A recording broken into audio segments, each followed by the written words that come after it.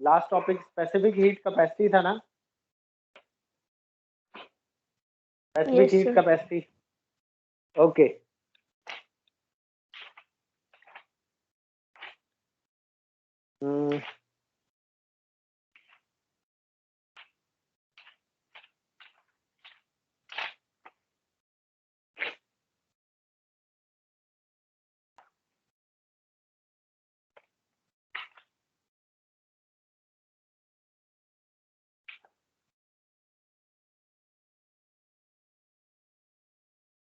तो मैंने आपको करवाया था स्पेसिफिक हीट कैपेसिटी।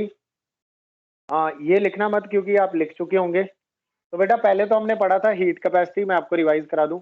एक तो हमने पढ़ा था हीट कैपेसिटी, और हीट कैपेसिटी का हमने फॉर्मूला पढ़ा था amount of heat given divided by change in temperature.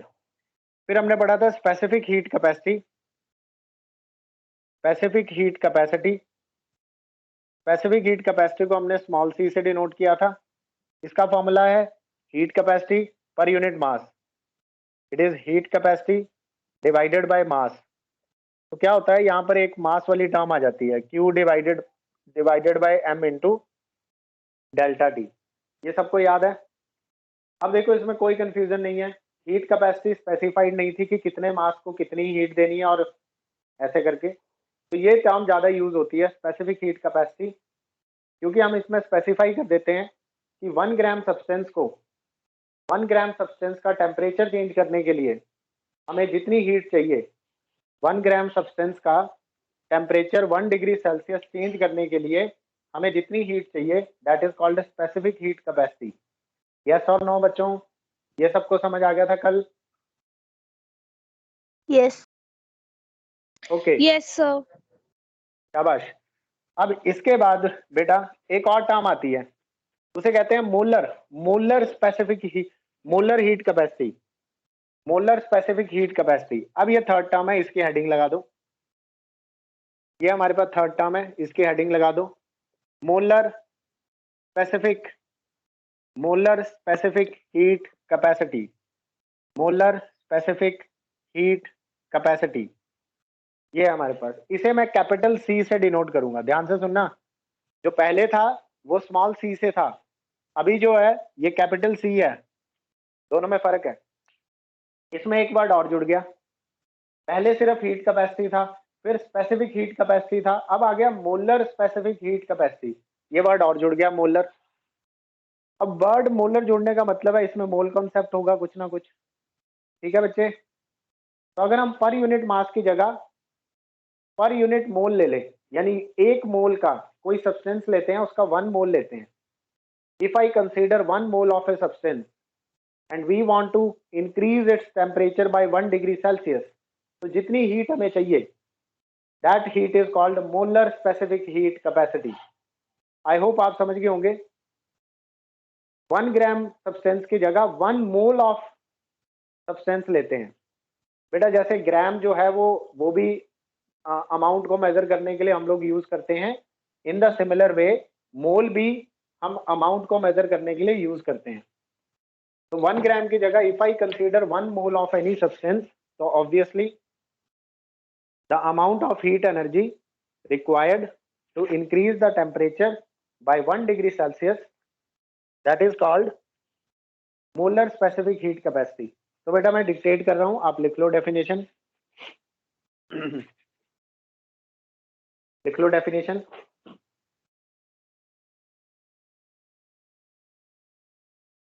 It is defined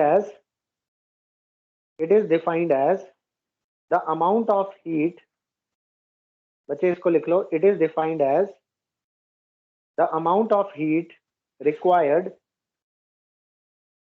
to raise the temperature of 1 mole of the substance.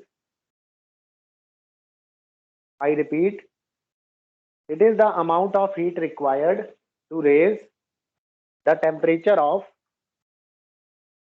1 mole of the substance through 1 degree Celsius. 1 mole of substance through 1 degree Celsius.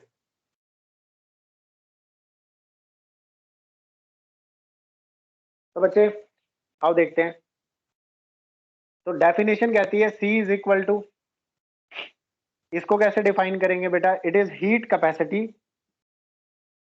Sir screen is pause. Screen pause होगी? अब ठीक है sir. No, sir. No, sir. Okay, now it is heat capacity divided by number of moles. Heat capacity divided by number of moles.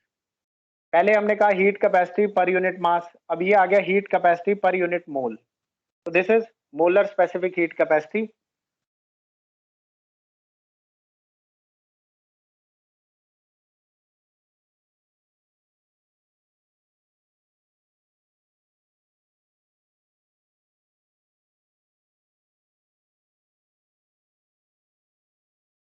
Sir, now again paused. Sir, screen is paused. Yes, sir. Check it again बेटा। I no इस बार तो network आ गई थी problem. अभी check करो, अभी ठीक आ रही है? Yes, Yes, sir. sir. Yes, sir. Okay, तो बीच में नेटवर्क का इश्यू आ जाता है। हीट कैपेसिटी है heat given divided by change in temperature, और नंबर ऑफ मोल्स को हम लोग ले रहे हैं बेटा n। n is the number of moles. अब आपने केमिस्ट्री में n का एक फॉर्मूला पढ़ा होगा, n is equal to given mass divided by molar mass. Number of moles निकालने का फॉर्मूला है given mass divided by molar mass. ना बेटा, गिवन मास को हम लोग स्मॉल m से डिनोट करते हैं, मोलर मास को कैपिटल M से डिनोट करते हैं। तो we can write specific heat capacity, molar specific heat capacity is equal to Q divided by given mass upon molar mass into delta T। तो बेटा ये हमारे पास आ जाएगा molar specific heat capacity. Yes students, is there any doubt? No, No, sir. अच्छा, यहां से ध्यान से देखो, अगर मैं इतनी सी टर्म को देखूं, सिर्फ ये टर्म, ये तो बन गई स्मॉल c की वैल्यू। क्या ये छोटे वाला c नहीं है? It is specific heat capacity.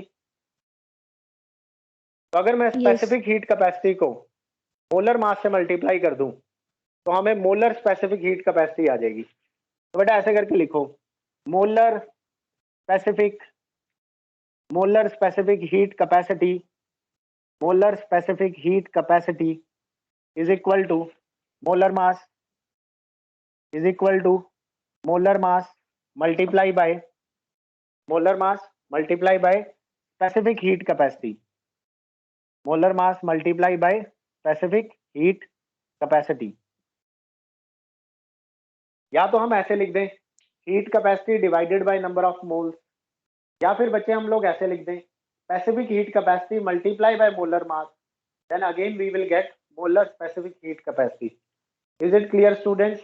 I hope it is clear to all of you, है ना? Yes, sir. ओके, अब आते हैं इसके डायमेंशनल फॉर्मूला, एसआई यूनिट वो आप समझ गए होंगे। बेटा इसका डायमेंशनल फॉर्मूला में मोल भी जुड़ जाएगा। इसका डायमेंशनल फॉर्मूला बैठेगा हमारे पास ये m l square t minus 2 k minus 1। ये तो हो गया स्पेसिफिक हीट का बच्चे, ये हो गया स्पेसिफिक हीट कैपेसिटी का डायमेंशनल फॉर्मूला। इसके साथ अगर मैं मोलर मास का डायमेंशनल फॉर्मूला मल्टीप्लाई कर दूं, यानी कि बेटा अगर मैं यहाँ पे लगा दूं मोल इनवर्स MOL माइनस 1, तो this is the dimensional formula of molar specific heat capacity.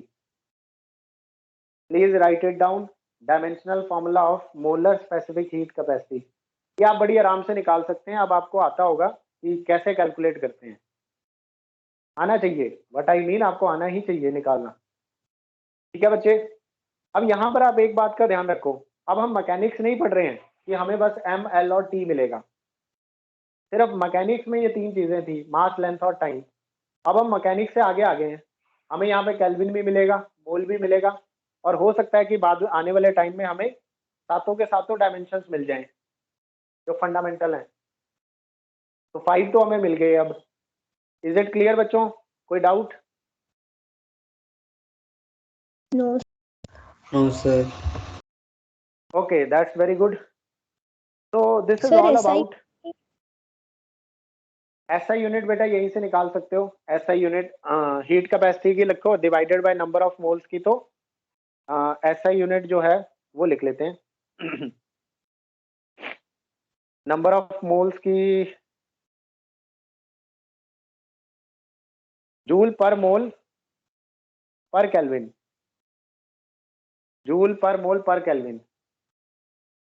Heat capacity की यूनिट देखो, हीट कैपेसिटी का heat given divided by kelvin, और नंबर ऑफ मोल्स की भी बच्चे MOL साथ में लगा दो, तो यूनिट बन गई जूल, जूल पर मोल केल्विन।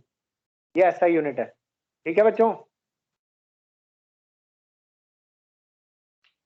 या केल्विन नहीं लेना तो सेल्सियस भी ले सकते हो, कोई प्रॉब्लम नहीं है।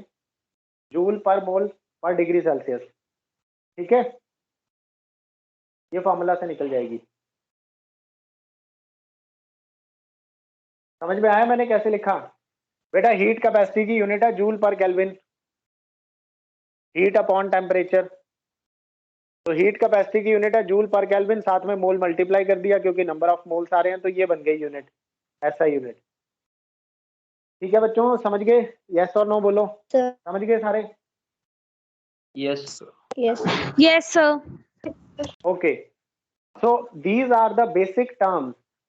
हीट से रिलेटेड ये सारी टर्म्स इंपॉर्टेंट हैं, आपको समझ में आना चाहिए कि क्या है मोलर स्पेसिफिक हीट कैपेसिटी। ऐसे करके याद रखो, कंफ्यूजन जो आप कह रहे थे, साहिब कह रहा था कंफ्यूजन है, तो कंफ्यूजन नहीं है, 1 बाय 1 करके याद रखो। पहले थी हीट कैपेसिटी, सबसे पहले हमने हीट कैपेसिटी को डिफाइन किया, फिर हीट कैपेसिटी के साथ ये वर्ड स्पेसिफिक जोड़ दिया, स्पेसिफिक जोड़ दिया तो मास आ गया बीच में, तो डिवाइडेड बाय मास आ गया, heat capacity divided by mass.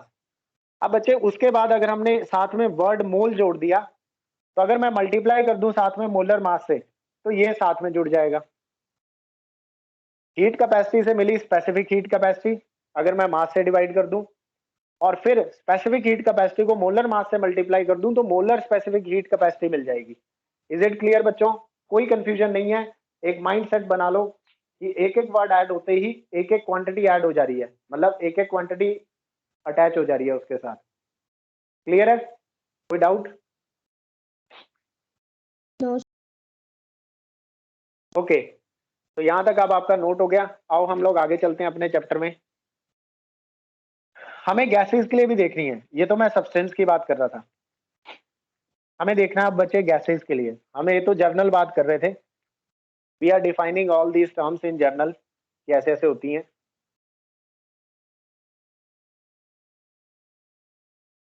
अब बेटा, अब बहुत ही इंपॉर्टेंट हेडिंग लगेगी, बहुत ही important heading, very important heading लगाओ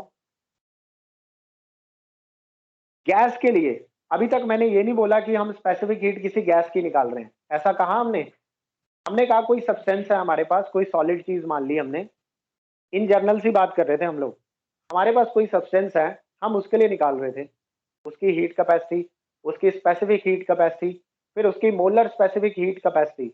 ये टर्म्स हमने इन जर्नल डिफाइन की हैं, कोई स्पेसिफिकली डिफाइन नहीं की, किसी सॉलिड लिक्विड या गैस के लिए स्पेशली डिफाइन नहीं किया, लेकिन अब हम स्पेसिफिकली डिफाइन कर रहे हैं गैसेस के लिए। तो बेटा हेडिंग लगाओ specific heat of gases, heading लगाओ specific heat, specific heat of gases. Gas के लिए हम लोग अलग से पढ़ेंगे, specially specific heat capacity, basically पूरा लिख लेना, specific heat capacity of gases, gas के लिए। सर इसके लिए हम हीट कैपेसिटी नहीं पढ़ेंगे सिंपल?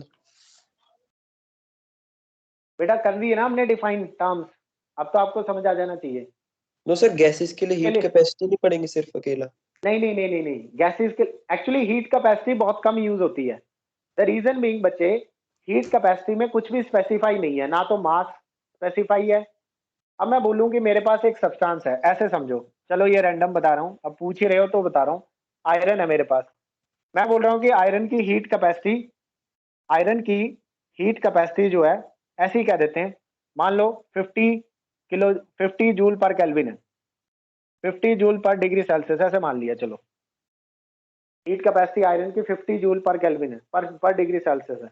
अब बड़ी कंफ्यूजन है माइंड में, क्या कंफ्यूजन है यार, आयरन कितना था, इतना आयरन था या इतना आयरन था या इतना आयरन था, किसकी मानूं? क्या कोई क्लैरिटी है कि हमारे पास जो आयरन की चीज थी, हमने उसको, उसका टेम्परेचर हमने 50 जूल हीट दी इसको, और इसका टेम्परेचर 1 डिग्री सेल्सियस रेज हो गया। कुछ क्लैरिटी है इसमें? क्योंकि हमें मास नहीं ना पता, हमें कुछ स्पेसिफिकेशन नहीं पता इसकी, तो हीट कैपेसिटी नहीं यूज की जाती। वो हमने इसलिए डिफाइन की सो दैट कि हमें ये टर्म समझ में आए। तो इसीलिए हम लोग यूज करते हैं, या तो स्पेसिफिक हीट कैपेसिटी यूज करते हैं या फिर molar specific heat capacity use करते हैं, क्योंकि उसमें स्पेसिफाई कर रखा है कि मास कितना है। मोलर स्पेसिफिक हीट कैपेसिटी में बात समझे कि नहीं समझे? Yes sir. चलो ठीक है, तो गैसेस के लिए हम सिर्फ यही डिफाइन करते हैं, specific heat capacities of gases, या ज्यादा अगर डिफाइन करेंगे कभी कभार तो मोलर भी डिफाइन कर सकते हैं, molar specific heat capacity of gases. Otherwise वो भी नहीं करते ज्यादा, तो यही वाली करते हैं। अब बेटा ये दो होती हैं, ये दो तरह की होती हैं, ध्यान से सुनना, ये बहुत इंपॉर्टेंट चीज है, आपके काम की है। ये दो तरह की होती है, एक होती है specific heat capacity of gases at constant volume, eight constant volume gases के लिए, और दूसरी होती है eight constant pressure, eight constant pressure. ये दो तरह से हमने डिफाइन करनी है। और चलो इतना क्लियर है, पहले तो ये हेडिंग लगा लो कि हमने दो स्पेसिफिक हीट कैपेसिटी पढ़नी है गैसेस की। एक पढ़ेंगे एट कांस्टेंट वॉल्यूम, मतलब हमने एक गैस ली जिसकी वॉल्यूम को हमने कांस्टेंट रखना चाहे कुछ हो जाए। एक हमने गैस ली जिसकी वॉल्यूम को हमने कांस्टेंट रखना है चाहे कुछ भी हो जाए, हम उसको जितनी मर्जी हीट दें, हम उसे उसकी वॉल्यूम को बढ़ने नहीं देंगे। ऐसी कंडीशन में उस गैस की स्पेसिफिक हीट कैपेसिटी क्या होगी?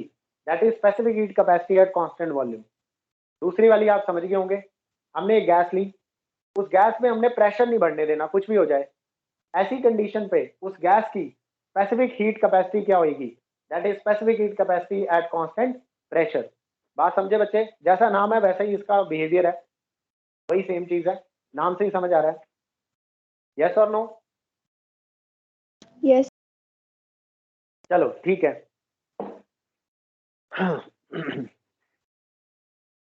इसका क्या मतलब है? हमने ऐसा क्यों लिखा? गैस को हीट कर रहे हैं, यहाँ पे आप लिख लो बेटा, ये आपने बनाया होगा, यहाँ पे आप नोट लिख लो। हम लोग जब किसी गैस को हीट करते हैं, a gas can be heated, a gas can be heated under two conditions, a gas can be heated under these two conditions, under these two conditions। जब हम किसी गैस को हीट करते हैं तो हम इन दो कंडीशंस पे गैस को हीट कर सकते हैं, कि हम गैस के टेम्परेचर को बढ़ाएंगे, हीट करेंगे, उसके टेम्परेचर को बढ़ाएंगे, लेकिन हम उसकी वॉल्यूम को कांस्टेंट रखेंगे, या फिर हम उसके प्रेशर को कांस्टेंट रखेंगे। इन दो कंडीशंस में हम लोग इस गैस को हीट कर सकते हैं, या तो कांस्टेंट वॉल्यूम पे या फिर कांस्टेंट प्रेशर पे। सर ये ऑलवेज होगा कि हम जब भी किसी गैस को हीट करना चाहते हैं तो कांस्टेंट वॉल्यूम और प्रेशर रखना ही पड़ेगा? हाँ हाँ बिल्कुल, हाँ नहीं ऐसा नहीं है, ऐसा नहीं है कि हम लोग हमेशा यही इस केस रखेंगे। में कंसीडर कर रहे हैं ना सर? हाँ लेकिन हमारे सिलेबस में जो कुछ होगा, हमारे सिलेबस में बेटा, वैसे तो बहुत वाइड होती है फिजिक्स, लेकिन हमारे सिलेबस के हिसाब से हम जब भी गैस को हीट करेंगे, या तो हम उसे कांस्टेंट वॉल्यूम पे हीट करेंगे या फिर उसे कांस्टेंट प्रेशर पे हीट करेंगे। इन्हीं दो कंडीशंस पर हम लोग हीट करेंगे। समझ गए मेरे बच्चों?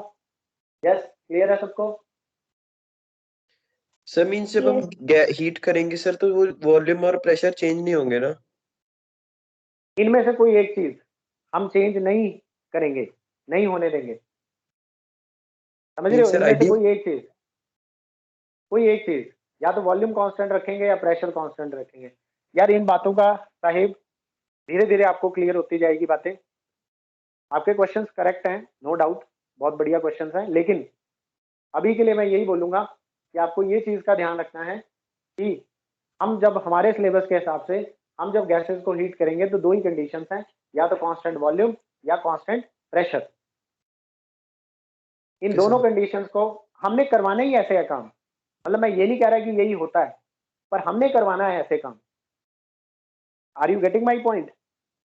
Yes sir, understood. हम करेंगे ऐसे, यही दो काम करने हैं हमने, तो इसीलिए हमने दो टर्म्स को डिफाइन कर दिया है। चलो आओ वन बाय वन आगे चलते हैं।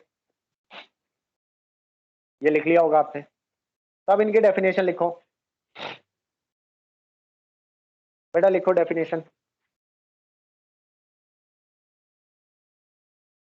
Specific heat capacity at constant volume, पहले वाले की डेफिनेशन लिख रहे हैं। Specific heat capacity, specific heat capacity at constant volume, specific heat capacity at constant volume को हम डिनोट करेंगे कैपिटल सी वी से, कैपिटल सी वी से। एट कांस्टेंट वॉल्यूम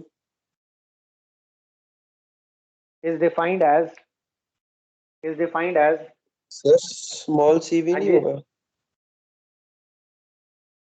स्मॉल है, हाँ यू आर राइट, स्मॉल से होएगा ये, स्पेसिफिक है ना ये, हाँ सही कह रहे हो, छोटे वाले हैं, छोटे वाले, यू आर राइट, छोटे वाले हैं ये, स्मॉल सी वी, क्योंकि ये स्पेसिफिक वाले हैं। हाँ, specific heat capacity at constant volume is defined as the amount of heat required to raise the temperature, the amount of heat required to raise the temperature of 1 gram of gas by 1 degree Celsius, amount of heat required to raise the temperature of 1 gram of gas by 1 degree Celsius at constant volume.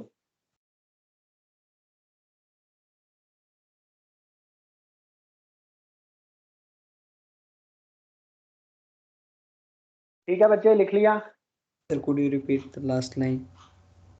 Yes, the amount it is defined as, मतलब ये it is defined as the amount of heat required to raise the temperature of 1 gram of gas by 1 degree Celsius at constant volume.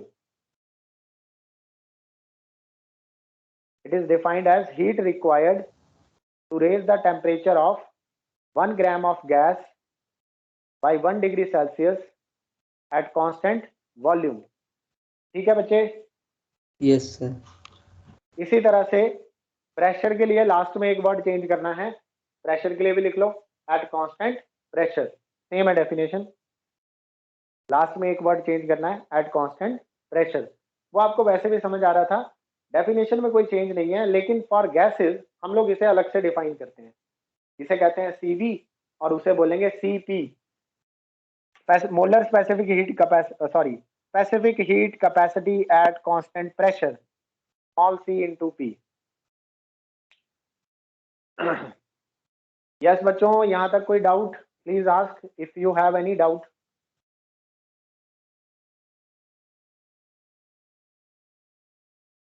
No.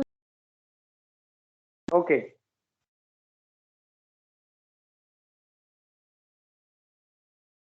सबने कर लिया, लिख लिया सबने, done हो गया? Yes. Yes, sir. गुड। अब बेटा क्वेश्चन लिखो, क्वेश्चन लिखो वाई, क्वेश्चन लिखो वाई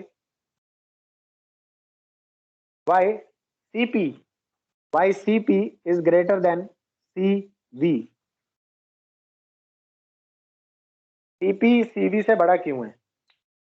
मतलब अगर आप इन दोनों की किसी भी गैस की specific heat capacity at constant pressure देखोगे तो वो specific heat capacity at constant volume से बड़ी आएगी।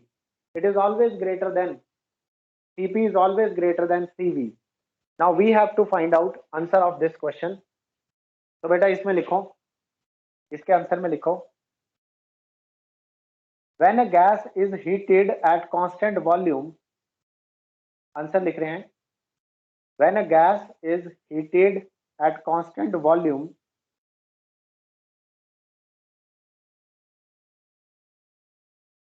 no heat is spent in the expansion of the gas. When a gas is heated at constant volume, no heat is spent in the expansion of the gas.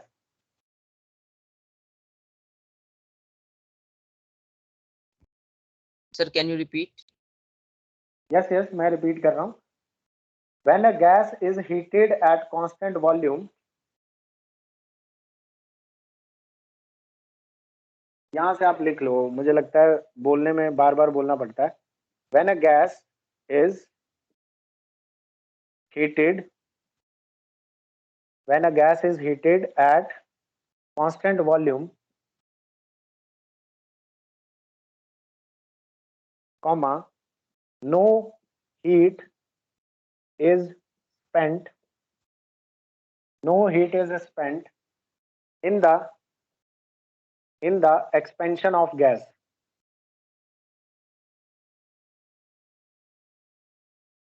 बेटा जब volume ही constant रख रहे हैं तो gas expand ही नहीं हो रही, यही तो मतलब है. अगर गैस को एक्सपैंड ही नहीं होना तो हमें क्यों उस पर फालतू हीट लगानी है. तो गैस को एक्सपैंड होने के लिए हम लोग हीट नहीं दे रहे क्योंकि वॉल्यूम तो कांस्टेंट रखी हुई है. तो अगर हम किसी गैस को कांस्टेंट वॉल्यूम पे हीट करें, यानी हम उसकी वॉल्यूम ना, मतलब ऐसा कैसे कर सकते हैं. मान लो आपने एक एनक्लोज्ड वेसल ले लिया, एनक्लोज्ड सिलेंडर है आपके पास, सिलेंडर एकदम बंद है चारों तरफ से, और आपने उसको किया हीट. अब जब आप हीट करोगे तो गैस एक्सपैंड हो ही नहीं सकती. क्यों नहीं हो सकती? क्योंकि वो तो बंद है. तो हम उस गैस को एक्सपैंड ही नहीं होने दे रहे हैं, उसकी वॉल्यूम हमने फिक्स कर रखी है. तो जो हम लोग हीट प्रोवाइड कर रहे हैं, क्या वो हीट गैस की एक्सपेंशन में यूज होएगी? जनरल सी बात है, नहीं होएगी यूज, क्योंकि गैस एक्सपैंड हो ही नहीं सकती क्योंकि हम उसकी वॉल्यूम को हमने फिक्स कर रखा है. यस और नो? इतनी बात समझ गए? सर लेकिन एक्सपैंड होके सर बीकर फट भी तो सकता है. नहीं, हमने बड़ा स्ट्रॉन्ग बीकर यूज कर रखा है, एक्सपैंड होने ही नहीं दे रहे. हमारा बीकर बहुत स्ट्रॉन्ग है जो भी है. समझ गए? सर एक बार वापस बता देते. क्या कहते हैं? सर वापस समझा देते. हाँ, वापस समझा देता हूँ. मैं ये कह रहा हूँ यार कि हमारा जो, मान लो ये वेसल है हमारा, इसमें हमने क्या कर रखा है, बंद कर दी गैस.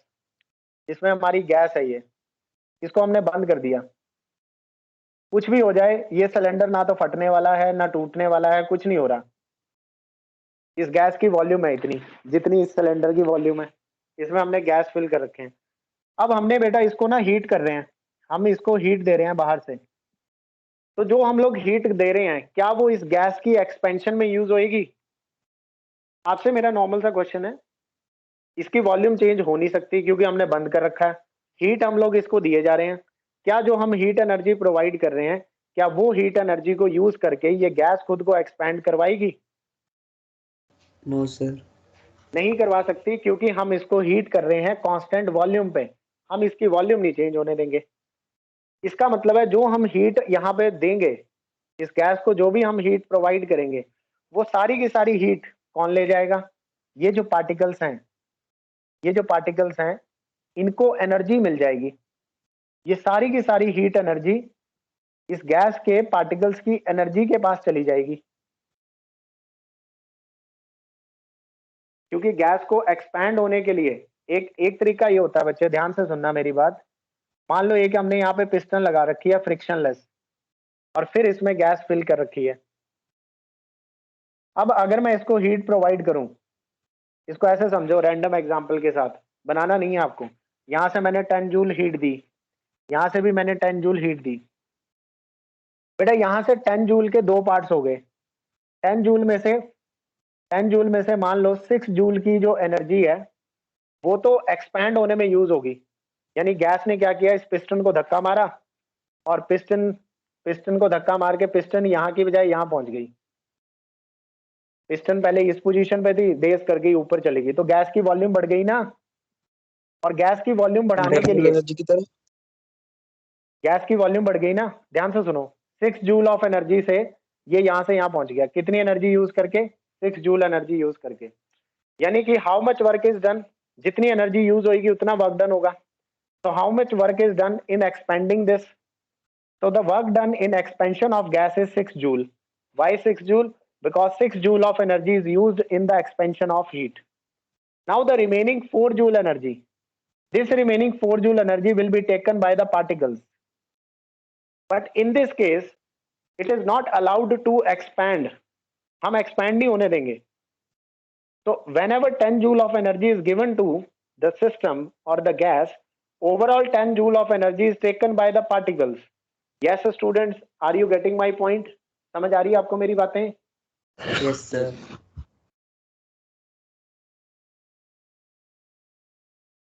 सबको समझ आ रही है? यस नो करके बताना, सारे बोलेंगे। Yes, sir. Clear. Yes, sir. Yes, sir. Okay, so that is what I mean, heating a gas at constant volume। उसको एक ऐसे बंद सिलेंडर में हीट कर रहे हैं।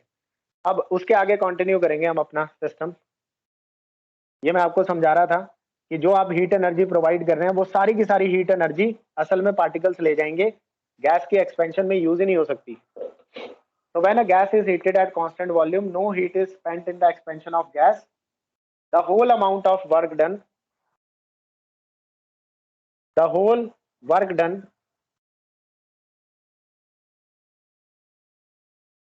sorry, the whole heat, the whole amount of heat, the whole amount of heat is used to increase,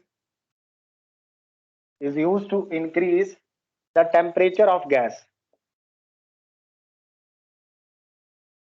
gas का temperature बढ़ गया, जितनी हमने हीट प्रोवाइड की, मान लो 10 जूल प्रोवाइड की, तो वो सारी की सारी हीट गैस का टेम्परेचर बढ़ाने में यूज हो रही है, क्योंकि एक्सपेंशन में तो कोई हीट यूज नहीं हो रही, एक्सपैंड हम होने नहीं दे रहे। एक्सपैंड होने देते तो 10 जूल में से कुछ एनर्जी एक्सपेंशन में यूज होती और बाकी एनर्जी टेम्परेचर को रेज करने में लग जाती, बट इस केस में ऐसा नहीं होगा। Now if the same amount of, now if the same amount of heat is given to gas at constant pressure, अब उसका तो प्रेशर कांस्टेंट कर रखा है, वॉल्यूम थोड़ी, तो वो गैस एक्सपैंड कर जाएगी। और इस केस में क्या होगा, अगर कांस्टेंट प्रेशर की बात करें तो it is spent in 2 ways, heat को 2 वेज में स्पेंट होगी। Heat is spent in 2 ways, मुझे लगता है आप समझ रहे होंगे।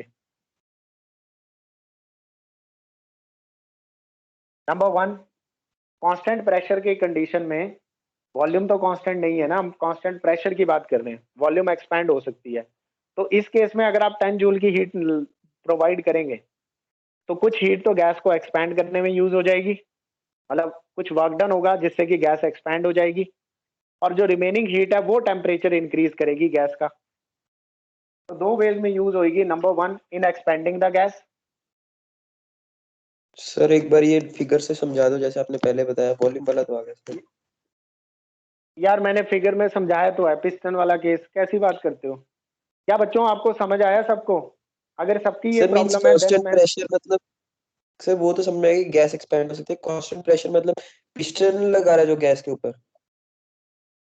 कांस्टेंट प्रेशर का मतलब है कि गैस पे लगने वाला प्रेशर सेम रहेगा, हमने कोई बाहर से प्रेशर नहीं लगा रहे, एक्स्ट्रा कुछ भी नहीं लगा रहे हैं। जो पिस्टन वाला जो केस था, समझो वो कांस्टेंट प्रेशर का केस है। समहाउ हमने मेंटेन कर रखा है कि गैस कांस्टेंट प्रेशर पे है। बेटा एक बार हमने वॉल्यूम को फिक्स कर रखा है, दूसरी बार हमने प्रेशर को फिक्स कर रखा है। प्रेशर के केस में वॉल्यूम पे कोई कंडीशन नहीं है, प्रेशर के केस पे वॉल्यूम पे कोई कंडीशन नहीं है, गैस एक्सपैंड हो सकती है, उसकी वॉल्यूम बढ़ सकती है, क्योंकि हमने वॉल्यूम कांस्टेंट नहीं रखनी, हमने प्रेशर कांस्टेंट रखना उस केस के लिए। और इस केस के लिए 2 वेज में हीट यूज होती है, या तो गैस को एक्सपैंड करने में या फिर उसके टेम्परेचर को रेज करने में। सेकंड इज, एक बार पूरा करने दो, टू इंक्रीज द, क्योंकि बीच बीच में आते रहोगे तो फिर नई नई बातें निकलेंगी और अटक जाएगा। To increase the temperature of gas. तो हमने कहा कि कांस्टेंट वॉल्यूम में सारी की सारी हीट, कांस्टेंट वॉल्यूम पे सारी हीट जो है वो गैस का टेम्परेचर बढ़ाने में यूज हो रही है, लेकिन कांस्टेंट प्रेशर पर सारी हीट गैस का टेम्परेचर बढ़ाने में यूज नहीं हो रही, बल्कि दो तरीके से यूज हो रही है। एक तो गैस की एक्सपेंशन कराने के लिए, दूसरा गैस बची हुई हीट जो है वो यूज होएगी गैस के टेम्परेचर को इंक्रीज करने के लिए। यहां तक मेरी बात समझ आ गई सबको? Yes sir. अब इसके आगे अभी हमें आंसर नहीं मिला कि सीपी सीवी से बड़ा क्यों है, ये नोट हो गया। इसके आगे कंटिन्यू करेंगे।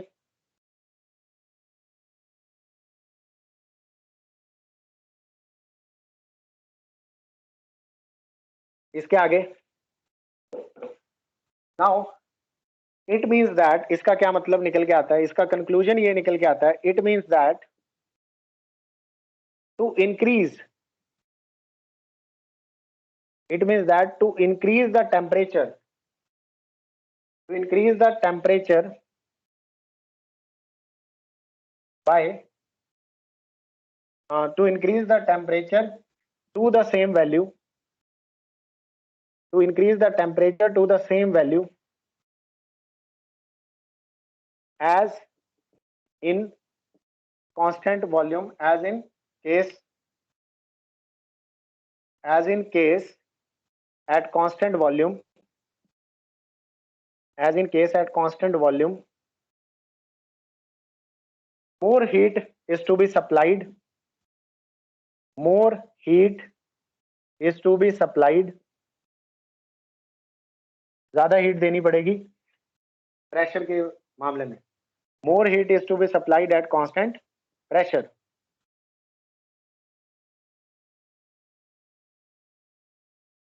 That is CP is greater than CV. क्या ये लाइन पढ़ के आप खुद समझ पाओगे? इट मीन्स दैट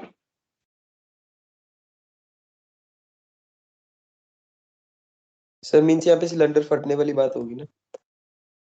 नहीं, कोई फटने वाली बात नहीं हुई, कुछ भी नहीं हुआ, कुछ और मतलब है इसका। Any other?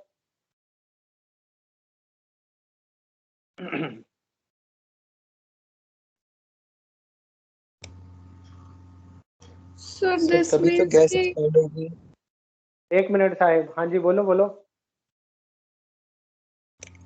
सर इसका मतलब कि अगर हम लोग टेम्परेचर इंक्रीज करते हैं एट कांस्टेंट वॉल्यूम तो उसमें एक्सपेंशन में हीट नहीं लगेगी, तो थोड़ी हीट लगेगी, और प्रेशर में सर एक्सपेंशन में भी हीट लगेगी, और मतलब टेम्परेचर और इंक्रीज करने के लिए भी हीट लगेगी। और टेम्परेचर इंक्रीज करने के लिए जो हीट मिल रही है वो कम मिल रही है। तो अगर हमें गैस का टेम्परेचर सेम अमाउंट से रेज करवाना है तो फिर इस केस में ज्यादा हीट चाहिए प्रेशर के केस में।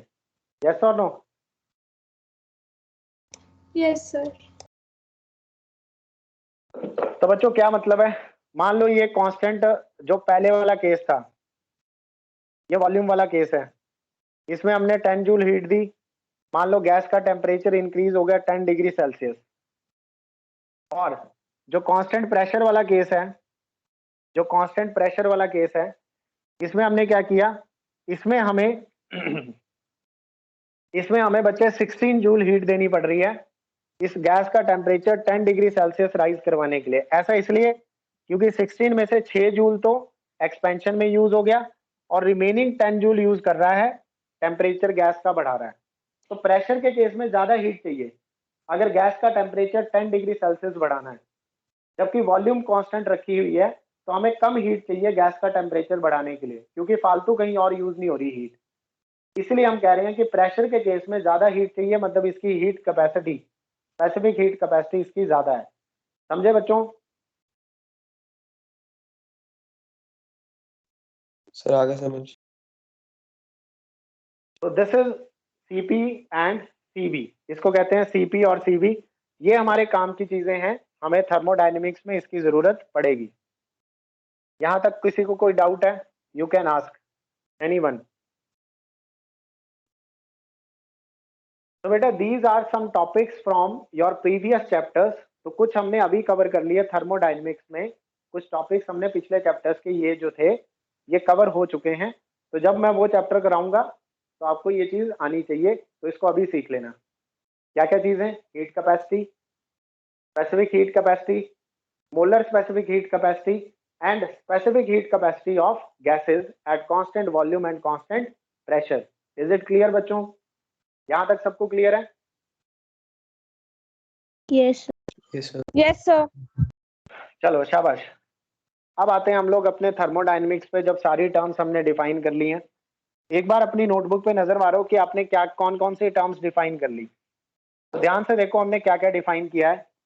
हमने थर्मल इक्विलिब्रियम डिफाइन कर चुके हैं, थर्मल इक्विलिब्रियम कंप्लीट हो चुका है, और यही से था हमारा जीरोथ लॉ ऑफ थर्मोडायनेमिक्स। इसके बाद जो टर्म्स हमारे पास आई थी, एक आई थी हीट। हमने सबसे पहले हीट को डिफाइन किया, फिर हमने डिफाइन किया वर्क डन को, फिर हमने डिफाइन किया इंटरनल एनर्जी को। उसके बाद बच्चे हीट से रिलेटेड और भी टर्म्स हैं जो हमने अब डिफाइन किए हैं, हीट कैपेसिटी, फिर हमने डिफाइन की स्पेसिफिक हीट कैपेसिटी, फिर हमने डिफाइन की मोलर स्पेसिफिक हीट कैपेसिटी, और अब हमने डिफाइन की heat capacity at constant pressure and heat capacity at constant volume. क्या ये सारी चीजें डिफाइन हो चुकी हैं? Yes. Yes, sir. Yes sir. और इनके मतलब आपको समझ आ गए सबके? हीट क्या है? कौन बताएगा हीट क्या है? Energy transfer within the system and the surrounding whenever there is a temperature difference. हाँ, हीट क्या है? कितनी एनर्जी ट्रांसफर होती है? हीट तब आएगा अगर डेल्टा टी है, तो समझो अगर टेम्परेचर डिफरेंस है दो सिस्टम्स के बीच में, if there is some temperature difference between the two system, तो एनर्जी ट्रांसफर होगी एक सिस्टम से दूसरे सिस्टम में, और ये जो एनर्जी ट्रांसफर हो रही है इसी को हीट कहते हैं। This is heat. Work done हमने पहले ही बता दिया था, इसकी थोड़ी लंबी कहानी थी। इसका रिजल्ट आपको याद होना चाहिए बेटा। वर्क डन के लिए हमने रिजल्ट निकाला था P into V1 minus V2, ऐसे करके। So V2 minus V1 था। हाँ, दोनों रिजल्ट थे अलग अलग केस के लिए। एक ये भी था V2 माइनस V1, ये दो केसेस के लिए था, अलग अलग में दोनों ही रिजल्ट। ये इसके दो रिजल्ट थे, वो आप डेरिवेशन में देख लेना। फिर हमने सर निकाला इसकी कोई इंटरनल डेफिनेशन एनर्जी। है? वर्क डन बेटा वही होता है, वर्क डन का मतलब होता है the simple thing, how much energy is required, the amount of energy required, यही कह सकते हो।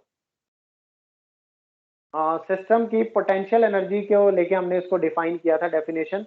बाकी मतलब तो इसका वही है ना, change in potential energy. Work done का वही कॉन्सेप्ट यूज होता है पुराना।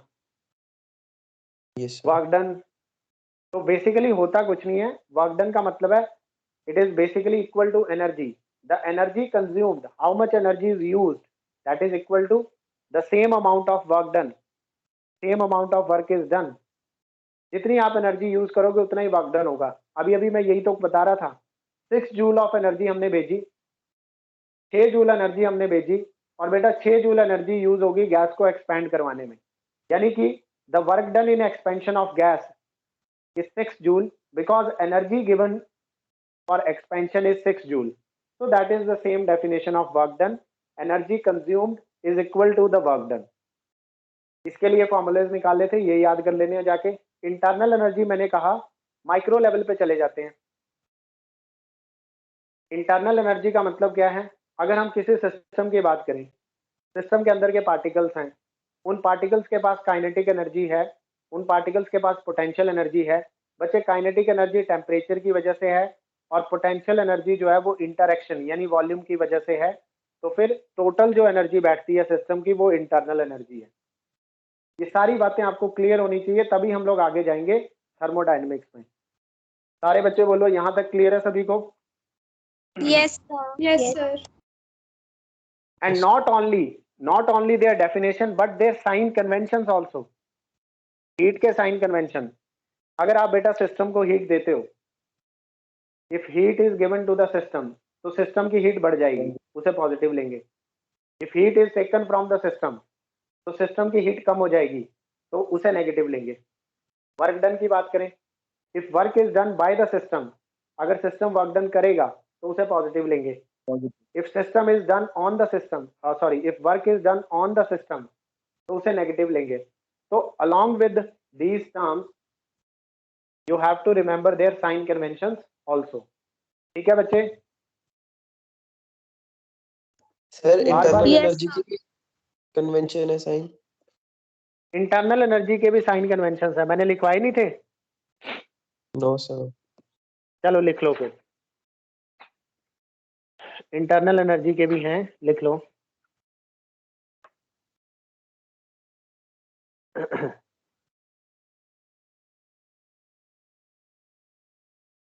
ये सारी बेसिक चीजें बहुत जरूरी हैं आपके लिए, वरना थर्मोडायनेमिक्स में कंफ्यूजन रहेगी बहुत ज़्यादा।